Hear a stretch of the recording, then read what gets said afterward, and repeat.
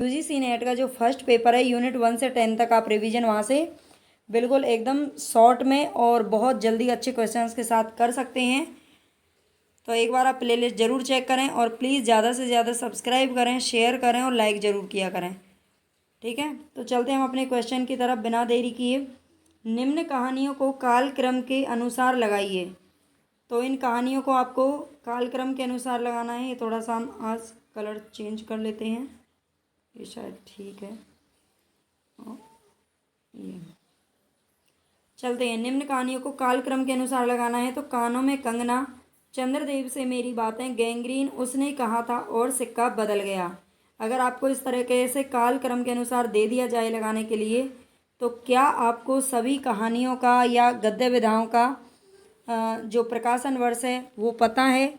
क्योंकि पता होगा आपको तभी आप इनको कालक्रम के अनुसार लगा सकते हैं, अदरवाइज नहीं हो पाएगा। तो कानों में कंगना जो कहानी है ये राधिका रमन प्रसाद की कर दे दाल वाली। तो कहानियों को कालक्रम के अनुसार लगाना है। कानों में कंगना, कानों में कंगना जो है ये राधिका रमन प्रसाद जी की कहानी है और ये कब प्रकाशित हुई थी? कानों में कंगना 1913 ईस्वी में प्रकाशित, प्रकाशन वर्ष है इसका। चंद्रदेव से मेरी बातें, चंद्रदेव से मेरी बातें ये 1904 ईस्वी में क्या हुई थी? प्रकाशित हुई थी 1904 में। और गैंग्रीन की अगर बात करें तो गैंग्रीन या रोज भी इसका नाम है, गैंग्रीन या रोज, और ये अज्ञे के द्वारा लिखी गई है। तो इस कहानी का जो प्रकाशन वर्ष है वो है 1937 ईस्वी। और उसने कहा था 1915 ईस्वी। ये चंद्रधर शर्मा गुलेरी के द्वारा रचित है। सिक्का बदल गया ये कृष्णा सोबती के द्वारा रचित है। सिक्का बदल गया, लेकिन ये कब लिखी गई थी? सिक्का बदल गया 1948, 1948 यानी कि देश विभाजन के बाद ये लिखी गई थी। तो अब आप इनको लगा सकते हैं। सबसे पहले इसमें कौन सी कहानी आ रही है? चंद्रदेव से मेरी बातें, जो कि सरस्वती पत्रिका में प्रकाशित हुई थी, बंग महिला के द्वारा ये रचित है। और 1904 यानी कि बी इसका करेक्ट है। और बी के बाद फिर आता है हमारा 1913 कानों में कंगना। कानों में कंगना किसके बाद आती है? चंद्रदेव से मेरी बातें, इसके बाद आती है। फिर आती है उसने कहा था, डी, उसने कहा था 1915 में प्रकाशन वर्ष है। इसके बाद 1937 में गैंग्रीन है जिसका सी है ऑप्शन। और सिक्का बदल गया, ई, ये कृष्णा सोबती के द्वारा रचित है जो कि 1948 में प्रकाशित हुई थी। तो आई थिंक आपको ये समझ में आ गया होगा। इनका प्रकाशन वर्ष आपको जरूर याद रखना है, नहीं तो गड़बड़ होने वाली है। कहानी और कहानीकारों को सम्मिलित कीजिए। तो यहाँ पर कहानी और उनके कहानीकारों के नाम दे रखे हैं, उनको सम्मिलित करना है। गैंग्रीन, गैंग्रीन कहानी किसके द्वारा रचित है? तो अज्ञे के द्वारा रचित है। राजा निर्वंशिया ये कमलेश्वर के द्वारा रचित है। परिंदे निर्मल वर्मा की कहानी है। और चीप की दावत ये भीष्म साहनी के द्वारा रचित है। तो आपको समझ में आ गया होगा। गैंग्रीन, अज्ञे, राजा निर्वंशिया कमलेश्वर, परिंदे निर्मल वर्मा और चीप की दावत भीष्म साहनी के द्वारा रचित है। कहानीकारों को कालक्रम के अनुसार आपको लगाना। अब यहाँ पर कहानीकार हैं, कहानीकार और कहानी, चाहे उपन्यास हो, उपन्यासों का भी हमने बहुत अच्छे से रिवीजन किया था। अगर आप एक बार वो वीडियो देख लेंगे जिन्होंने नहीं देखी है, तो आपका 100% मतलब बहुत अच्छा रिवीजन हो जाएगा और एक कॉन्फिडेंस आएगा अलग ही। ठीक है, तो हिंदी कहानीकार की यहाँ पे बात हो रही है। कहानीकारों को कालक्रम के अनुसार लगाना है। कमलेश्वर, कमलेश्वर का जन्म कब हुआ था? इनका जन्म के आधार पर लगाना है। तो 1932 में जन्म हुआ था। कमलेश्वर का जन्म कब हुआ था? 1932 के अंदर। और भीष्म साहनी, अगर यहाँ भीष्म साहनी की बात करें तो 1915 में ही पैदा हुए थे। सुभद्रा कुमारी चौहान, सुभद्रा कुमारी चौहान का जन्म 1904 ईस्वी में होता है। निर्मल वर्मा, निर्मल वर्मा 1929 में। और जैनेन्द्र, जैनेन्द्र कब पैदा हुए थे? 1905 में। यानी कि सुभद्रा कुमारी चौहान से 1 साल छोटे थे जैनेन्द्र कुमार। ठीक है, तो इस तरह से आप इनको क्रम में लगा सकते हैं। सबसे पहले इनमें से कौन है? तो सुभद्रा कुमारी चौहान यानी कि हमारा सी ऑप्शन। इसके बाद जैनेन्द्र 1 साल छोटे हैं, सी, ई ऑप्शन। और नेक्स्ट है हमारा भीष्म साहनी, भीष्म साहनी बी ऑप्शन, 1915 में पैदा हुए थे। इसके बाद 1929, डी निर्मल वर्मा जी, और फिर कमलेश्वर 1932। ठीक है, तो ये ध्यान रखेंगे। ये कालक्रम के अनुसार इसी तरह से आपको और भी जो कहानीकार और कहानियाँ दे रखी हैं वो अच्छे से याद कर लेनी है। Doctor Mukherjee, mister Hubert, Grace Negi, miss Wood, Julie, Latika, ये किस कहानी के पात्र हैं? पत्र नहीं है, पात्र हैं। तो बताएं ये किस कहानी के पात्र हैं? उसने कहा था, परिंदे, ईदगाह और दुलाई वाली। तो ये किस कहानी के पात्र हैं? उसने कहा था में तो नहीं है, परिंदे, ये परिंदे कहानी के पात्र हैं। ठीक है, ये परिंदे कहानी के पात्र हैं, सारे के सारे इनका नाम याद रख लेना। ये पात्र हैं परिंदे कहानी के, जो कि निर्मल वर्मा के द्वारा रचित है। और अगर हम परिंदे की बात करें तो परिंदे का जो प्रकाशन वर्ष है वो क्या है? 1959 ईस्वी, 1959, 59। ठीक है, ये भी ध्यान रख लेना। एक बार आप कहें तो मैं इनका भी प्रकाशन वर्ष बता देती हूँ आपको। उसने कहा था 1915 में। ठीक है, 1915 में जब भीष्म साहनी का जन्म हुआ था तब उसने कहा था का प्रकाशन वर्ष है। परिंदे 1959 ईस्वी। ईदगाह, ईदगाह किसकी है? तो ये मुंशी प्रेमचंद जी की है और ये 1933 में प्रकाशित हुई थी। और दुलाई वाली, दुलाई वाली 1907 में प्रकाशित हुई थी सरस्वती पत्रिका में। ईदगाह चांद पत्रिका में, हाँ शायद चांद पत्रिका में ही प्रकाशित हुई थी, है ना। चांद, ईद पर चांद दिखाई देता है। कमलेश्वर ने नई कहानी के बारे में क्या कहा है? तो बताएं आप, कमलेश्वर जी ने नई कहानी के बारे में क्या बोला है? नई कहानी आग्रहों की कहानी नहीं है, उसमें विभिन्न स्तरों पर आज के यथार्थ को ही पकड़ने की चेष्टा है। उसका केंद्रीय पात्र है जीवन को वहन करने वाला व्यक्ति, व्यक्ति के मन के राग विराग की अभिव्यक्ति होती है। तो नई कहानी के बारे में कमलेश्वर का क्या कहना है? नई कहानी आग्रहों की कहानी नहीं है, एक तो ये वाली बात उन्होंने बोली थी। और उसका केंद्रीय पात्र है जीवन को वहन करने वाला व्यक्ति, यानी कि आम व्यक्ति के जीवन पर ये लिखी गई है। उसका केंद्रीय पात्र कौन है? एक आम आदमी है। ये नई कहानी के विषय में किसके कथन है? तो कमलेश्वर के हैं। रामचंद्र शुक्ल ने, उसने कहा था जो कहानी 1915 में प्रकाशित हुई थी और ये चंद्रधर शर्मा गुलेरी की कहानी है। इस कहानी के बारे में क्या लिखा है रामचंद्र शुक्ल जी ने? कि ये कहानी जीवन के बड़े मार्मिक रूप में होती थी। उसमें भीतर से प्रेम का एक स्वर्गीय स्वरूप झांक रहा है। दूसरी कोटि की कहानियों में एक बड़ा भारी भेद है। इसकी घटनाएं ही बोल रही हैं, पात्रों के बोलने की अपेक्षा नहीं है। ठीक है, तो रामचंद्र शुक्ल जी क्या कहते हैं? एक तो इसकी घटनाएं ही बोल रही हैं, पात्रों के बोलने की जरूरत नहीं है, ऐसा इन्होंने बोला था रामचंद्र शुक्ल जी ने। और दूसरा कहा था उसमें भीतर से प्रेम का एक स्वर्गीय स्वरूप झांक रहा है। ठीक है, तो ये दोनों ही बातें हैं जो रामचंद्र शुक्ल जी ने 1915 वाली जो कहानी है उसने कहा था, मैं बोला था। चंपादीप किस कहानी में आया है? तो चंपादीप का वर्णन किस कहानी में हुआ है? दुलाई वाली, आकाशदीप, पिता या गैंग्रीन। तो ये आकाशदीप जो कहानी है और ये किसकी है? जयशंकर प्रसाद की। जयशंकर प्रसाद की ये कहानी है। चंपादीप, चंपादीप जो द्वीप है, ये चंपादीप का वर्णन हुआ है किसके अंदर? आकाशदीप कहानी के अंदर। और आकाशदीप जो कहानी है इसका प्रकाशन वर्ष की बात करें तो 1928 है। ठीक है, ये भी ध्यान रख लेना। गैंग्रीन का अभी हम बता ही चुके हैं, 1937 है। दोबारा लिख देती हूँ ताकि आपको रिवीजन हो जाए। और जो दुलाई वाली है 1907 में आई थी। पिता नामक जो कहानी है, पिता, इसमें नई और पुरानी पीढ़ी का द्वंद्व दिखाया गया है। और जो पिता नामक कहानी है ये कब आई थी? 1 सेकंड। पिता नामक कहानी का जो प्रकाशन वर्ष है ये है 1965।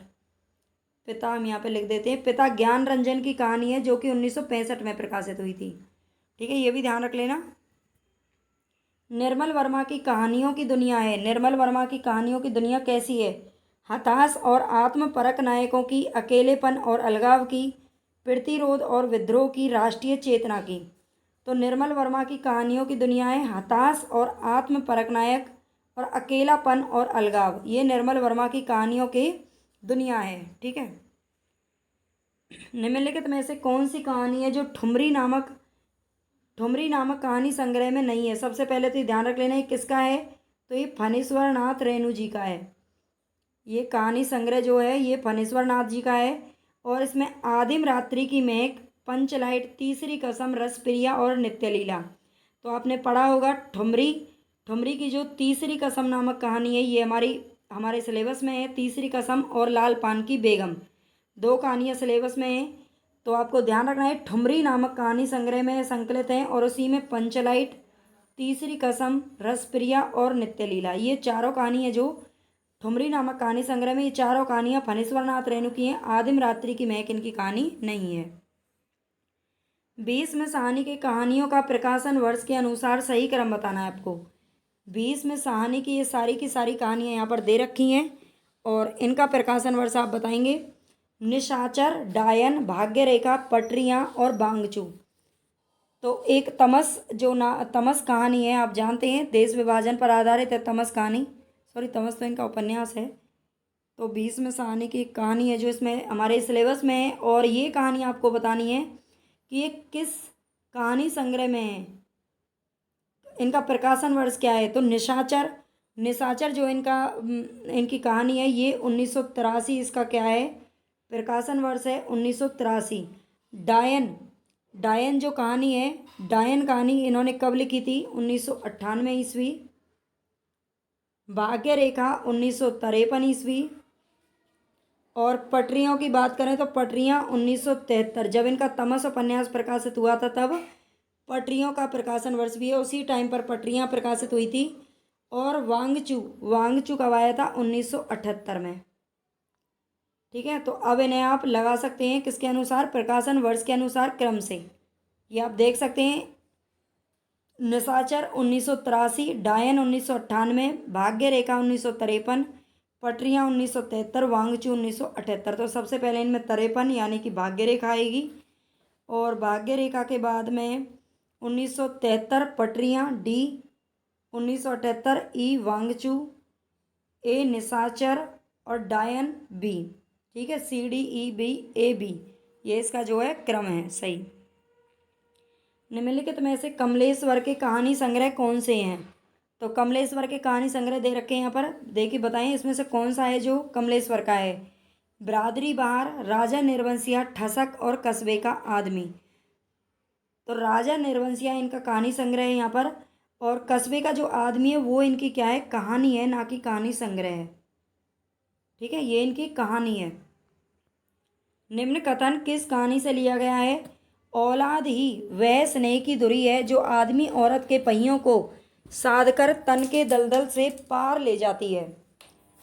तो कौन सी ऐसी कहानी है जिससे लिया गया है, औलाद ही वह स्नेह की धुरी है जो आदमी और औरत के पहियों को साधकर तन के दलदल से पार ले जाती है। तो इसमें आप देख सकते हैं जो एक कहानी है हमारे पास, राजा निर्वंशिया, ये कमलेश्वर की कहानी है और इसी में ये वाली जो बात है वो कही गई है। तो राजा निर्वंशिया जो कहानी है इसमें औलादी वैसने की धुरी है, ये वाली बात की गई है। मोहन राकेश के कहानी संग्रहों के प्रकाशन वर्ष आपको बताने हैं। तो मोहन राकेश के प्रकाशन वर्ष के अनुसार लगाने हैं आपको, बताइए। फौलाद का आकाश, नए बादल, एक और जिंदगी, जानवर और जानवर। तो सबसे पहले इन्होंने जो प्रकाशन वर्ष है वो है नए बादल यानी कि बी। इसके बाद जानवर और जानवर, डी। एक और जिंदगी, सी। और ए फौलाद का आकाश। ये जो कहानी संग्रह है ये प्रकाशन वर्ष के अनुसार बिल्कुल सही हैं। प्रकाशन वर्ष के अनुसार जयशंकर प्रसाद की कहानियों का सही अनुक्रम क्या है। तो जयशंकर प्रसाद की कहानियाँ आपको बतानी यहाँ पे जो दे रखी हैं, इंद्रजाल, आकाशदीप, ग्राम और गूदड़ साई। तो आकाशदीप तो अभी हमने पढ़ा था, ये हमारी सिलेबस में भी है 1929 में। इंद्रजाल जो इनकी कहानी है ये 1936 में प्रकाशित हुई थी। ग्राम इनकी सबसे फर्स्ट जो कहानी संग्रह है वो ग्राम है, ये 1911 में। और गूदड़ साई इसके बाद में आता है। ठीक है, तो सबसे पहले इनका जो यहाँ पर है ये सबसे पहले ग्राम आएगा क्योंकि ग्राम इनकी फर्स्ट कहानी है, यानी कि ये होगा सी। ठीक है, ग्राम, और ग्राम के बाद आकाशदीप, बी, ए और डी, ये इसका बिल्कुल सही प्रकाशन के अनुसार क्या है, क्रम है। ठीक है, इन तीनों के आप याद रख लेना, गुदड़ शाही का आप बता देना। निम्नलिखित में से कौन ईदगाह कहानी के पात्र नहीं है? तो ईदगाह कहानी के पात्र कौन से नहीं हैं? जुम्मन शेख, महमूद, भजन सिंह और मोहसिन। तो महमूद और मोहसिन, वो जो बाल पात्र होता है उसमें उसके दोनों दोस्त होते हैं, लेकिन जुम्मन शेख और भजन सिंह ये दोनों ही क्या हैं, ईदगाह कहानी के पात्र नहीं हैं।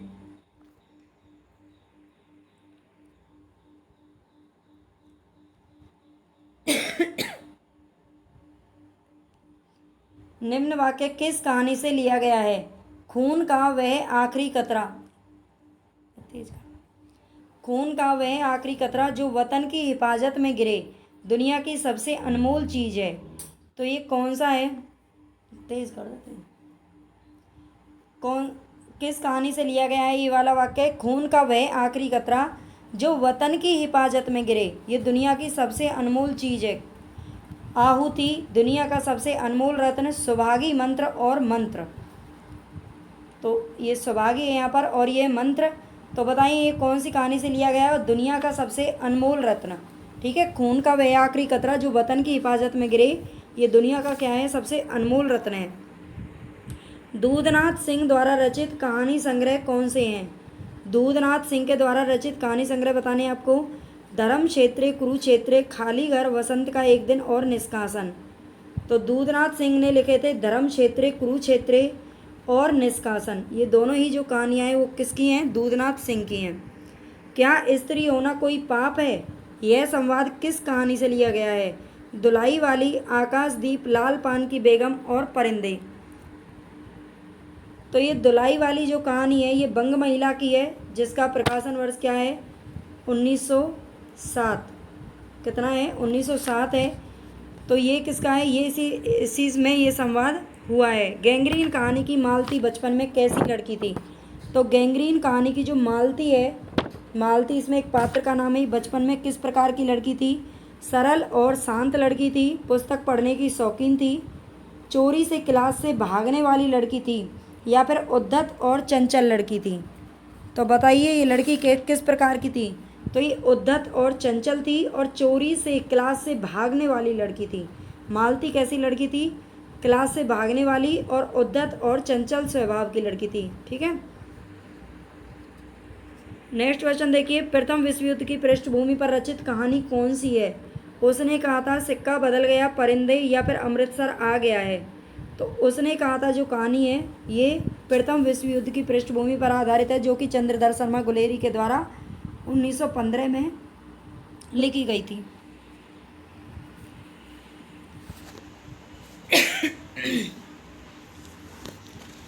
नेक्स्ट क्वेश्चन देखिए यहाँ पर। बचन सिंह सिहरसा गया और उसके हाथों की अभ्यस्त निठुराई को जैसे किसी मानवीय कोमलता ने धीरे से छू लिया। उपर्युक्त कथन किस कहानी का है? क्या अमृतसर आ गया है? तो उसमें तो बचन सिंह नहीं है। सिक्का बदल गया, राजा निर्वंशिया, या उसने कहा था? तो बचन सिंह, जगपति, चंदा, ये किसके पात्र हैं? राजा निर्वंशिया के पात्र हैं। ठीक है, राजा निर्वंशिया के पात्र हैं बचन सिंह और जगपति, चंदा। ठीक है, ये सारे ध्यान रख लेना।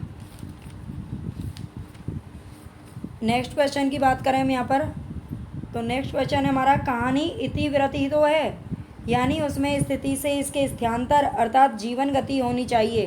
काल का कुछ स्पंदन, कुछ तनाव अनुभव हो, वही तो कहानी का रस है। कहानी के विषय में उपयुक्त विचार किस लेखक के हैं? राजेंद्र यादव, जैनेन्द्र कुमार, यशपाल और इलाचंद्र जोशी।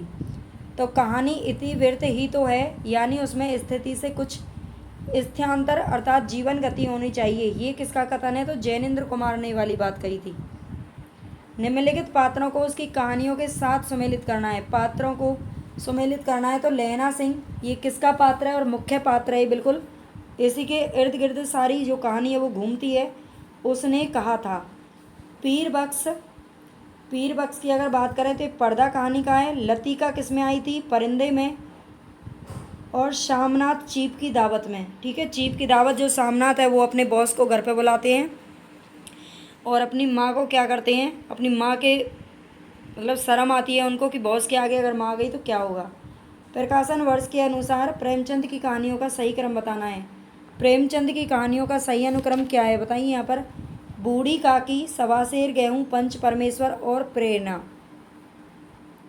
तो बूढ़ी काकी का जो प्रकाशन वर्ष है वो है 1921 ईस्वी। सवासेर गेहूं 1924, पंच परमेश्वर 1916, ठीक है। और प्रेरणा का नहीं है। तो बूढ़ी काकी, सवासेर गेहूं और पंच परमेश्वर प्रेरणा इनके सबसे बाद में आती है, 1924 के बाद में इसका प्रकाशन वर्ष है। तो ये बूढ़ी काकी, सवासेर गेहूं, पंच परमेश्वर, तो पंच परमेश्वर सबसे पहले आएगा सी, फिर ए और फिर बी और फिर डी आएगा, ठीक है, प्रेरणा। तीसरी कसम कहानी में चित्रित है। तो तीसरी कसम कहानी में चित्रित क्या क्या है। फारबिसगंज, औराही, हिंगना, चैथरिया पीर, सिरपुर बाजार। तो तीसरी जो कसम है ये किसकी है, फणेश्वरनाथ रेणु की कहानी है, तीसरी कसम और लालपान की बेगम। और इसमें चैथरिया पीर और सिरपुर बाजार इन दोनों का जिक्र हुआ है, ठीक है।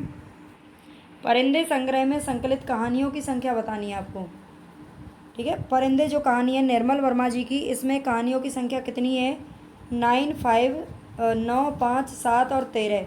तो इसमें 7 है, 7 कहानियाँ संकलित हैं परिंदे के अंदर। भोलाराम का जीव कहानी के विषय कौन से हैं। भ्रष्टाचार की पक्षधरता, भ्रष्टाचार का अनावरण, सदाचरण का निषेध, या फिर सरकारी कार्यालयों में व्याप्त रिश्वतखोरी की अभिव्यक्ति। तो बिल्कुल आप जानते हैं जो भोलाराम है, भोलाराम मरने के बाद भी उसका जो जीव है, जो उसकी आत्मा है, वो कहाँ चली जाती है, अपने सरकारी कार्यालय में चली जाती है ना। तो वहाँ से वो निकलती नहीं है और रजिस्टरों में बैठी रहती है, ठीक है। तो उसके ऊपर ये कहानी है, भ्रष्टाचार का अनावरण इसमें है और सरकारी कार्यालयों में व्याप्त रिश्वतखोरी की अभिव्यक्ति। जगपति की बीमारी और बेरोजगारी से उपजी आर्थिक मजबूरियों से त्रस्त पत्नी चंदा की कहानी कौन सी है। अभी आपको मैंने बताया जगपति, चंदा, बचन सिंह ये किसके पात्र हैं, तो ये राजा निर्वंशिया के पात्र हैं, ठीक है।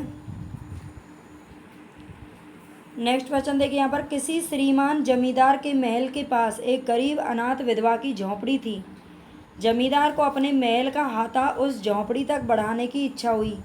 उपर्युक्त पंक्तियाँ किस कहानी की प्रारंभिक पंक्तियाँ हैं। तो ये किस कहानी की हैं। एक टोकरी भर मिट्टी, एक टोकरी भर मिट्टी, ठीक है, जो कि माधवराव सप्रे की कहानी है, एक टोकरी भर मिट्टी। और ये किस पत्रिका में प्रकाशित हुई थी, तो छत्तीसगढ़ मित्र जो पत्रिका है उसमें प्रकाशित हुई थी। और सबसे पहले ही इसका क्रम आता है 1901 में, ठीक है। कुछ विद्वानों के अनुसार इसे हिंदी की प्रथम कहानी का भी मान्यता दी गई है, ठीक है। नेक्स्ट चलते हैं यहाँ पर।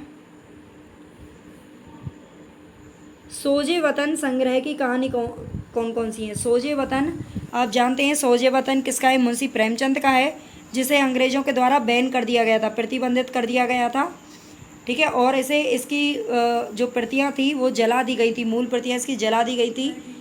तो इसमें कौन सी कहानियाँ थी, एक दो कहानियाँ इसमें से जो प्रकाशित हुई थी, इसमें यही मेरा वतन है और सांसारिक प्रेम और देश प्रेम, ये देशभक्ति के ऊपर आधारित था ये संग्रह सोजे वतन, जिसमें काफ़ी कहानी संकलित की गई थी। लेकिन अंग्रेज़ों ने इसको क्या कर दिया था, बैन कर दिया था। ईदगाह कहानी में मोहसिन मेले से कौन सा खिलौना खरीदता है।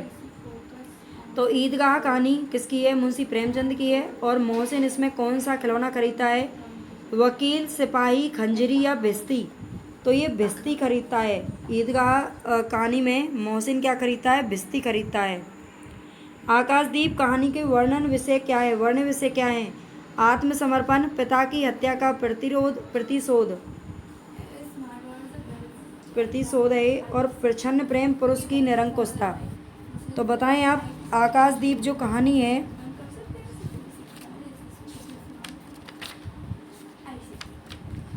आकाशदीप कहानी के वर्ण विषय क्या हैं। तो इसमें आप जानते हैं वो जो लड़की होती है और वो क्या करती है, मतलब अपने पिता की हत्या का प्रतिशोध लेती है, ठीक है। और इसमें क्या दिखाया गया है, दूसरा प्रच्छन्न प्रेम, ठीक है, लड़की है वो चंपा। सम्मिलित करना है आपको। दुनिया का सबसे अनमोल रत्न, इसमें कौन सा विषय है इसका? अमृतसर आ गया, चीप की दावत या पिता। तो पिता जो कहानी है उसमें ज्ञान रंजन की कहानी है। पुरानी और नई पीढ़ी का द्वंद्व इसमें दिखाया गया है। दुनिया का सबसे अनमोल रत्न देश प्रेम की बात करता है। और चीप की दावत में वृद्धों की उपेक्षा की गई है। अमृतसर आ गया में देश विभाजन, ठीक है, अमृतसर आ गया ये देश विभाजन पर आधारित कहानी है, तो इनको याद रख लेना। ईदगाह कहानी में व्यक्त हुए हैं क्या? सांप्रदायिक सामंजस्य, बाल मनोविज्ञान, मातृ वात्सल्य, राजनीतिक चेतना। तो ईदगाह कहानी में व्यक्त हुए हैं बाल मनोविज्ञान और मातृ वात्सल्य, ठीक है, दोनों ही इसके क्या है विषय हैं। सांप्रदायिक और राजनीतिक से इसका कोई मतलब नहीं है। चंद्रधर शर्मा गुलेरी द्वारा रचित कहानी नहीं है।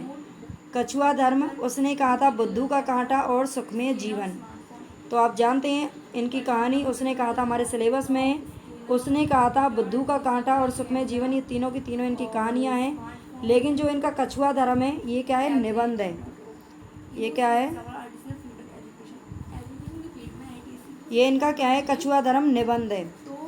तो आज के लिए बस इतना ही। हमारे यहाँ पर 35 क्वेश्चन है। देखो आप लोग कम थोड़ा सा ध्यान दे रहे हैं, कम रिवीजन कर रहे हैं, इसलिए मैंने यहाँ पर कुछ ही क्वेश्चन रखे हैं। वैसे यही सब है जो कहानियों से पूछे जाते हैं, इसी टाइप के क्वेश्चन आपसे पूछे जाएंगे। तो आप चिंता ना करें, चाहे आप इनको कुछ को पढ़ लें या ज़्यादा को पढ़ लें, बस आपको ये पता होना चाहिए कि किस प्रकार के क्वेश्चन आ रहे हैं और ज़्यादा से ज़्यादा आपको उसी हिसाब से रिवीजन करना है। अभी आपके पेपर में, हिंदी के पेपर में 6-7 दिन बाकी हैं, बल्कि 7-8 दिन बाकी हैं। तो आप उनका अच्छे से क्या करें, रिवीजन कर लें एक बार। जो भी आपका सिलेबस है उसको एक बार दोहरा लें और ख़ास तौर से यूनिट 6 से 10 तक तो अच्छे से रिवीजन कर लें, क्योंकि वहाँ से सबसे ज़्यादा क्वेश्चन पूछे जाते हैं, ठीक है। तो चलती हूँ मैं, और बाकी आप क्लास को प्लीज़ लाइक ज़रूर कर दिया करें, शेयर कर दिया करें और ज़्यादा से ज़्यादा सब्सक्राइब किया करो।